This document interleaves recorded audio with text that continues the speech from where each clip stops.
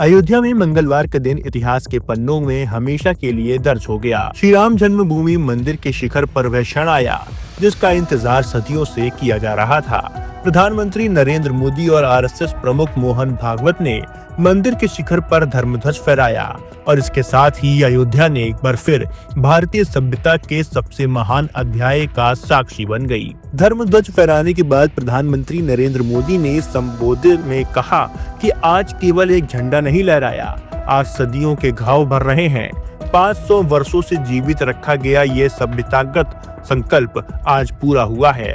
प्रधानमंत्री ने इस पल को युग निर्माता क्षण बताया और कहा कि आज संपूर्ण भारत, संपूर्ण विश्व राममय हो गया है।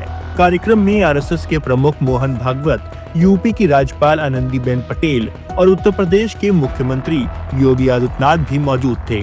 अपने संबोधन में प्रधानमंत्री ने राम जन्मभूमि आंदोलन के बलिदान और तपस्या का उल्लेख करते हुए कहा कि यह क्षण इतिहास की सबसे बड़ी संतुष्टि लेकर आया है।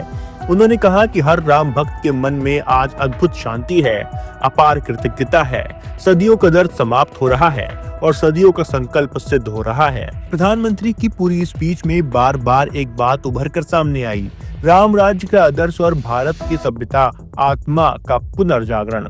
उन्होंने कहा कि राम मंदिर के ऊपर स्थापित ये ध्वज केवल एक धार्मिक प्रतीक नहीं, बल्कि भारतीय सभ्यता के पुनर्जन्म का ध्वज है, जो आने वाले हजारों वर्षों तक दुनिया को बताएगा कि भगवान राम के मूल्य क्या हैं और भारत की आत्मा क्या है। प्रधानमंत्री मोदी ने इसे केवल धार्मिक या आध्यात्मिक घटना नहीं बताया, बल्कि भारत के विकास पथ से भी जोड़ा। उन्होंने कहा कि भारत को आगे बढ़ने के लिए अपनी विरासत पर गर्व करना होगा और गुलामी की मानसिकता से पूरी तरह बाहर आना होगा।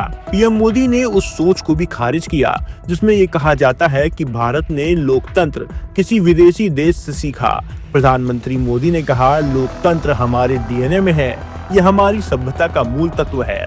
उन्होंने स्वीकार किया कि देश को राजनीतिक स्वतंत्रता तो 1947 में मिल गई थी, लेकिन मानसिक स्वतंत्रता पाने में अब भी बहुत समय तय करना बाकी है। उन्होंने आगे 10 साल के लिए नया लक्ष्य सामने रखा, भारत को पूरी तरह गुलामी की मानसिकता से मुक्त करना। अयोध्या का ये दृश्य केवल धार्मिक परंपरा नहीं, बल्कि सभ्यता, राजनीति और भारतीय आत्मविश्वास के बदले स्वरूप का प्रतीक भी है। राम मंदिर का ध्वज आज केवल अयोध्या में नहीं, बल्कि पूरे भारत के मन में लहराता हुआ दिख रहा है। डेस्क रिपोर्ट, स्पष्ट वक्ता। शर्मा क्यों ना? दीदी कितनी शाय है ना? वो तो है। दीदी अपने हर बॉयफ्रेंड से ऐसी ही शर्माती है। प्रिया गोल्ड CNC, मीठे में नमकीन का ट्विस्ट।